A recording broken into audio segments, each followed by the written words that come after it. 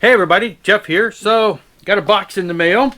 I don't know if you all have been following, if you follow Steve over at Value Vinyl, but he recently came into a bunch of records for a decent price. And what he did is he went through all of his doubles because he acquires massive amounts of records at times, just falls right into just dumb amounts of records for really cheap. So he's always got lots of extra great stuff. So what he did is just sent out a bunch of random stuff to people who were interested, and I said, hey, why not? He had some pretty good stuff in this last haul and that he got around Record Store Day, and just some great stuff. So I thought, yeah, take a chance. So what he did is he sent everybody that wanted it a box. In this case, I got like 10 pounds of what he said could be hot trash, or it could be stuff that's good. So if you watch Value Vinyl, his channel, you notice quite often that Mrs. Value Vinyl joins him to assist with handing out when he goes through lots of records. So I brought Mrs. McRocmack here. So I drug her into this just to be my Vanna White of records. So anyway, so what we got is I scored the box, but we haven't looked yet. It's heavy, like I say, 10 pounds. I assume there's a handful of records in there. It could be gold mine, it could be, all vinyl lives matter. So hey, we're gonna just deal with this and see what we got. So let's go. Crack it open. Uh-oh. The top one right now is a big yes. Oh, look at this. We got the soundtrack to Eddie and the Cruisers. Now this is great stuff because on the dark side, Tender Years, the soundtrack, of course, John Cafferty, the Beaver Brown Band here. And so yeah, this is some great stuff. I've loved this movie. Love this movie. And the soundtrack is just full of great hits from this movie. So yeah, this is a big plus. Already we got something that's exciting here. All right. Moving on. Oh, look. Okay. I'm going to drop records. Now, let me tell you a little about this. This is one of those records that I think they issue everybody that moves into a neighborhood when you were a kid. You had to be given this in your neighborhood.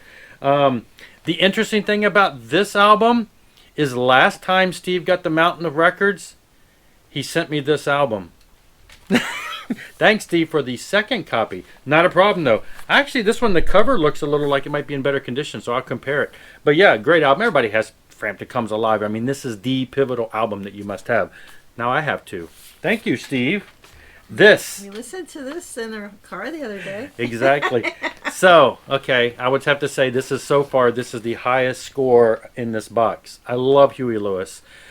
And I don't have any of his stuff on record. I don't have any vinyl of Huey Lewis. I love the early stuff up to this album. After that, it's good. But I was listening to Huey Lewis back in the early days of MTV when his first album came out. I still love his first and second album. When this album came, let me tell you a funny story about this album. This is how stupid I was in high school. I'm sitting in a car with one of my friends. We're eating lunch in her car. And a radio station plays a song from this album. The radio station says, that is from Huey Lewis's forthcoming album. And I'm like, that's his third album, not his fourth. Literally, I remember that story. That's not his fourth album, it's his third album. She's like, no, forthcoming. He's only got 3 albums out. I did not get it. It was lost on me. Stupid story. There I am, high school. Love this. Thank you, Steve. Look at this one. Oh my gosh. Okay. I think he must know that I'm a Southern Rock. So yeah. And honestly, I mean, I have everything Skinner's done on CD. Have yet to delve into the world of buying Skinner on vinyl only because it's a massive world. And so yeah, here's a good start. Gold and Platinum, one of the best of albums. And so, how do you do a best of Skinner when everything's best of? But yeah, this is great. You can see it's got a little wear and tear, but hey, all vinyl lives matter. Gatefold, look at that. Woo, sweet. I know nothing about this. It is a very Merry Christmas. So this is the stuff that we all see in the thrift stores. But, everything's in the, Ed Sullivan Orchestra, Cary Grant singing on here, Bobby Vinton. I mean, come on, this is going to be the class. Burl Ives. Okay, we got the snowman himself from all of those animated shows. Burl Ives, come on. We know he sings great. Mahalia Jackson, come on, man. Oh, and it doesn't get any better than Jim Neighbors. Surprise, surprise! I got Gomer Pyle on here. Yeah, this is going to be great. Thanks, Steve. All right. Now, this is funny because in a video a couple weeks ago, I showed that I bought my first Letterman album. It was the best of, and I'm like, I don't know as many songs by them as I thought I did. Well, now I have a second one, Hurt So Bad. I don't know a whole lot about them, but I know that I know their songs. And so I bought that best of album the other day at the thrift store because it was in amazing condition for the year that it was out, like 73. So here's another one. Okay.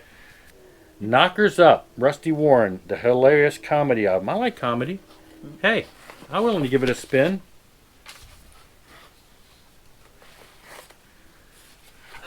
George Carlin, I need a place for my stuff. More comedy. Yeah, George Carlin, back in the day when he was really hot, when I was a kid, he was one of those ones that was just too vulgar to watch. He was like the Eddie Murphy of the 70s and 80s, but over time you grow to appreciate him, and even now after his death, he is still, I'm seeing so many memes and so many of his comments, political comments, that were so right on. Yeah, this is some classic George Carlin here. Fun rock.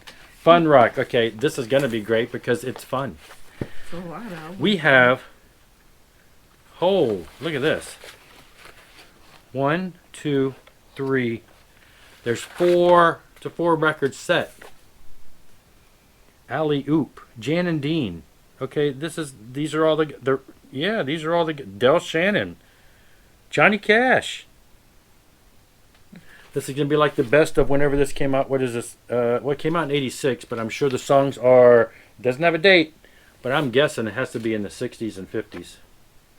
Kingsman. Anyway, yes, great. Love to check out some random stuff. The Association. It seems like I saw him show one of these, and I've heard people talk these guys up, but honestly, I don't know anything about them. But you watch, I'll put it on and say, oh, I know that song. Oh, I know that song. You know how you know so many songs, but you never know who they're about, and then you hear them and you realize who they're from. So I'm going to expect that I'll probably find something in here I know. We'll check it out. Anne Murray.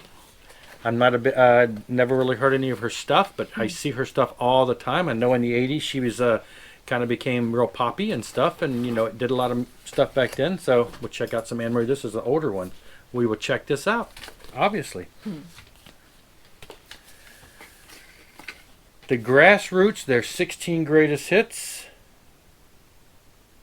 I'm just looking to see if I recognize any of them. Again, probably know songs but don't know titles. So it's always great to check out greatest hits because it's going to be the songs most likely you have heard on the radio. So I'm not familiar with it, but hey, it looks like some of that classic rockin' country-ish stuff at the time. Look at those guys. They're wearing some cool suits and everything.